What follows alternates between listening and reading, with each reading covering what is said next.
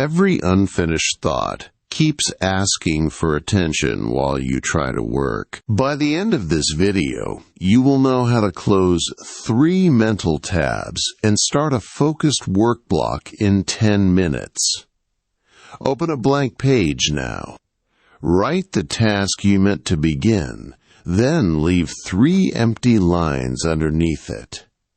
Those lines will become the reset. This is not a lecture about becoming more disciplined. The problem often appears before discipline has a chance to help. An unfinished task, an undefined decision, and a demand you have not released are all competing for attention. They create background negotiation while the visible task waits. The first mental tab is the Capture tab. It contains things your mind does not trust you to remember. A message that needs an answer, a bill that needs checking, a promise made in passing, or an idea that arrived at the wrong time. Each item keeps asking to be noticed. Write every open loop that is currently interrupting you. Use fragments, not polished sentences. A useful list might say reply to Mina, check renewal date, send revised file, and buy detergent. Capturing is not planning. Its only job is to give memory a reliable external place. Cognitive science often describes this move as cognitive offloading. You move part of the remembering work into the environment. A written note cannot complete the task, but it can reduce the need to rehearse it. The page becomes a promise that the item will not vanish. The familiar mistake is turning Capture into a second project. People choose an app, redesign categories, add colors, and spend the focus block organizing. Use one page. Stop after 2 minutes. If an item takes longer to write than to understand, shorten the wording until the loop is visible. At work, consider a designer preparing a client presentation.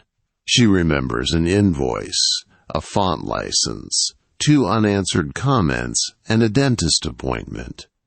None belongs in the current slide. Once each item is written on a side list, the presentation no longer has to share working memory with reminders. The Capture tab closes when the page feels trustworthy, not when every item is completed. Put a review time beside the list, such as 4:30 this afternoon. That small appointment answers the mind's hidden question. If I stop thinking about this now, when will it receive attention?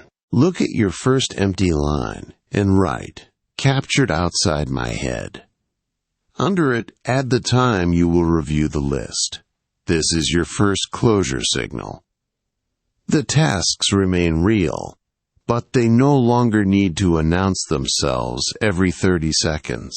The second mental tab is the Decision tab.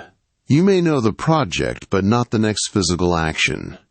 Prepare report sounds clear until your hands reach the keyboard. Which file should open? Which section comes first? What information is missing? Ambiguity forces a new decision at every moment. Change the task from a project label into a visible movement. Do not write work on presentation.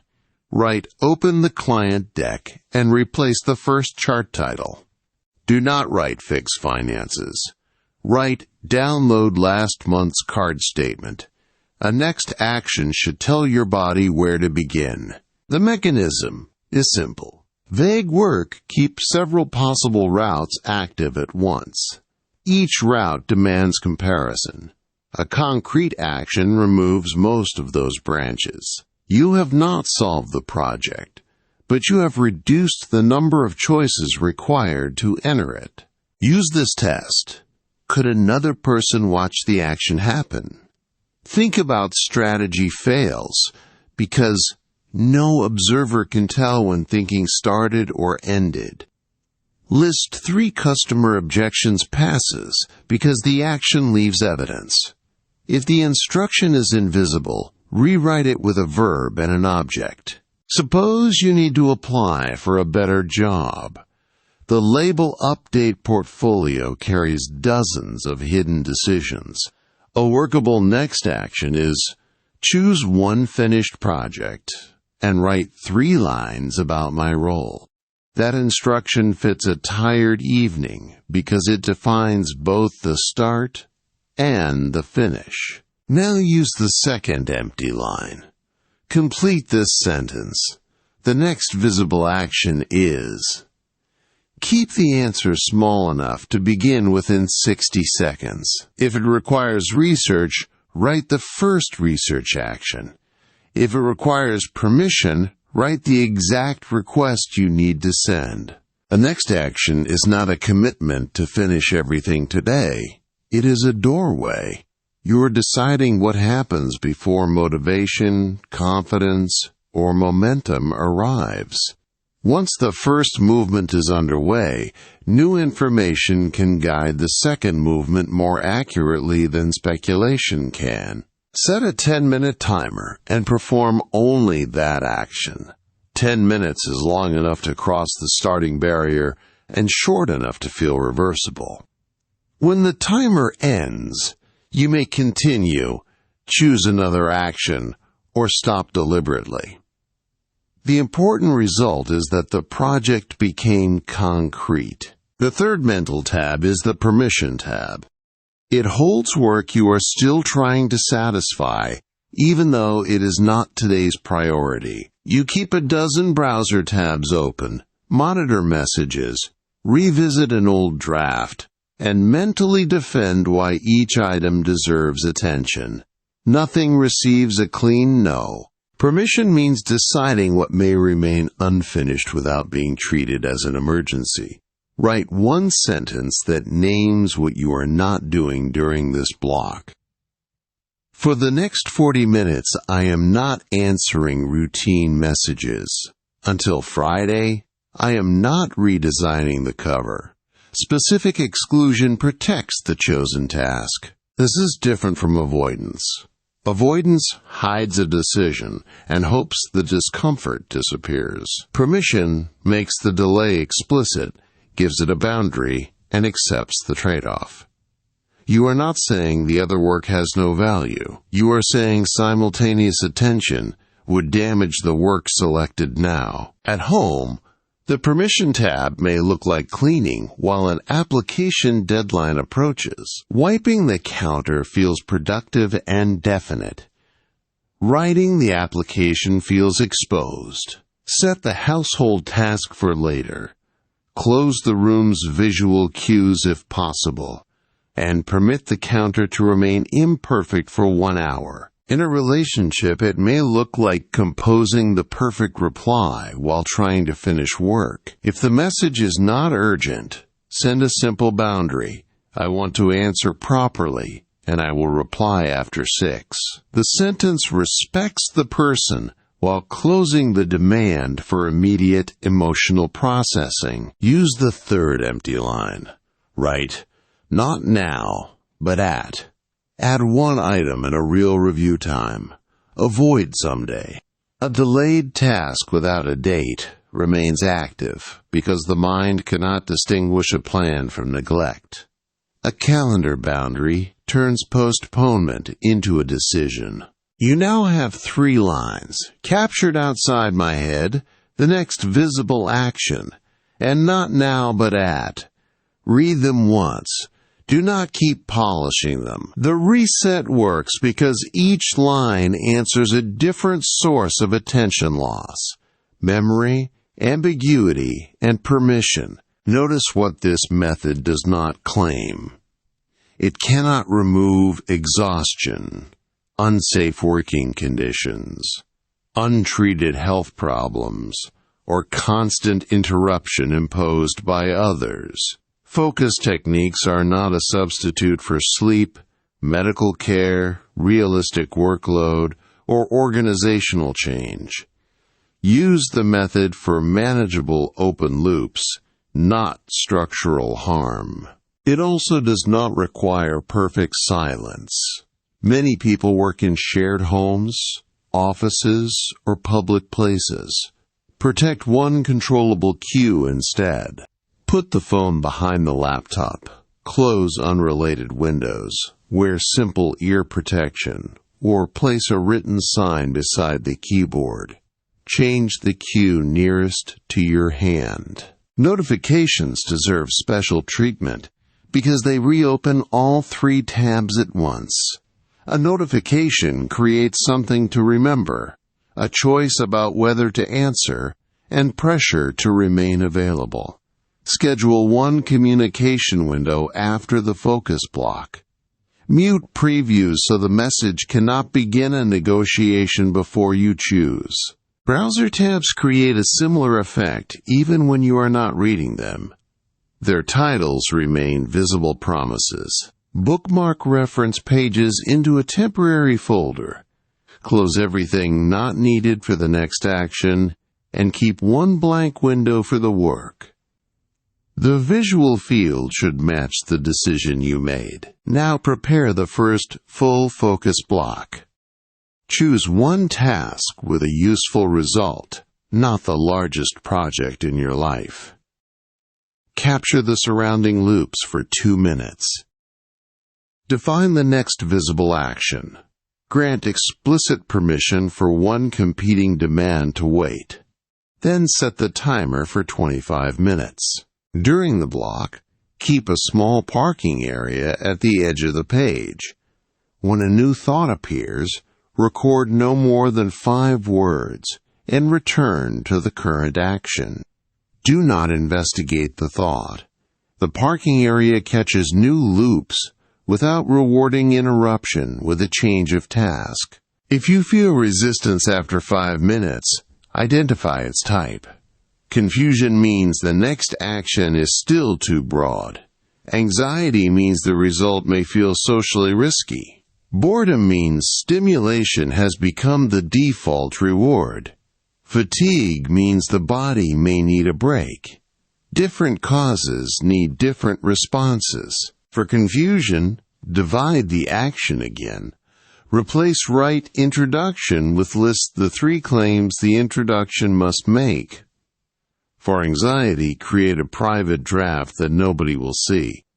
For boredom, remove easy stimulation until the timer ends. For fatigue, stand, drink water, and choose whether rest is more honest. A creator once described spending an entire morning switching between a script, analytics, email, and thumbnail ideas. The output was almost 0, but the day felt busy. The turning point was not a better productivity app. It was deciding that analytics would be reviewed at 4 after 1 complete script existed. The measurable change was modest and useful. The creator finished a rough script before lunch on 3 workdays. Email still existed. Analytics still mattered. The difference was sequence. A scheduled review closed the permission tab, and a first visible action removed the decision tab before the difficult work began. Measure your own result without asking whether you felt focused every minute. Record the time the block began, whether the first action was completed, and how many times you deliberately returned after drifting. Recovery is evidence. A distracted minute does not erase the next deliberate minute. Compare 2 days. On the first, you start with 10 visible tabs, an unread inbox, and a project label. On the second, you begin with 1 window, 3 reset lines, and a timer. The second environment cannot guarantee brilliance, but it asks fewer questions before useful work can happen. This comparison explains why willpower often receives too much blame. If the environment demands 20 small decisions, effort is spent on entry rather than execution. Reducing choices is not weakness, It is design. You reserve judgment for the work itself instead of wasting it on repeated setup decisions. Use a 7-day test rather than rebuilding your entire schedule tonight. On day 1, practice only the capture line. Notice whether written loops return less often. On day 2, practice only the next visible action. Check whether starting becomes faster. Keep the experiment narrow enough to observe. On day 3, add the permission line. Delay one non-urgent demand with a real review time. On day 4, remove one notification source. On day 5, close every browser tab not required for the chosen action. Each day changes one condition instead of creating a complicated personal operating system. On day 6, run one 25-minute block with all 3 lines. Keep the parking area beside them. On day 7, review the notes and circle the change that saved the most attention. Keep that change. Drop any ritual that looked organized but did not improve entry, continuation, or recovery. A common objection is that the list will become too long. It might. The capture page is an inbox, not a contract. At the review time, delete items that no longer matter. Delegate what belongs elsewhere, and schedule only genuine commitments. A complete list should make choices clearer, not make every thought sacred. Another objection is that your job requires immediate replies. Some roles do. Define immediate with evidence. A support incident may require minutes. A routine status question may allow 30. Create an escalation channel for true urgency and batch normal communication. Without a distinction, every message borrows the authority of an emergency. You may also worry that choosing one task means losing flexibility. In practice, a short focus block creates more flexibility because it produces a finished piece of work. Constant switching preserves options but delays results. Commit for 25 minutes, then reassess with new information instead of renegotiating every 30 seconds. If you miss the routine tomorrow, do not rebuild it. Use the smallest recovery version. Write one open loop, define one action, and delay one distraction for 10 minutes. Recovery should be easier than the original plan. Otherwise, one difficult morning can turn a useful method into another abandoned standard. If the method repeatedly fails, inspect the workload before blaming yourself. Count active projects, deadlines, meetings, and care responsibilities. You may need to renegotiate scope, request help, or stop a project. Attention cannot solve arithmetic. More obligations than available hours require a capacity decision, not a better timer. Before the next block, prepare the physical start. Put the needed file on screen, place the phone out of reach, and leave the 3-line page visible. Preparation should take less than 3 minutes. If setup becomes elaborate, it is replacing the work.